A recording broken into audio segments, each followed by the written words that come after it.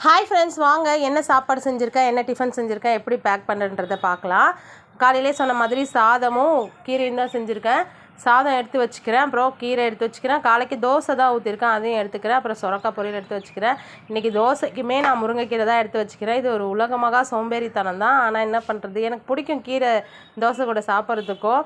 சட்னி அரைக்க பால் மாதிரின்னு இது ஒரு ஐடியா. இது நல்லா தான் இருக்கும், நீங்களும் வேணால் ட்ரை பண்ணி பாருங்கள். இதுவுமே எடுத்து வச்சுக்கிறேன். அப்புறம் பசங்களுக்கு சாதம் எடுத்து வச்சுக்கிறேன். பசங்களுக்கு இந்த சொரக்காய் பொரியல்லாம் பிடிக்கல. நேற்றே புடலங்காய் கூட்டு வச்சது சாப்பிடாம அப்படியே எடுத்துன்னு வந்துட்டாங்க. அதனால் அவங்களுக்கு சைட் டிஷ் இந்த ஓம்பொடி பொட்டலம் எடுத்து வச்சுக்கிறேன்.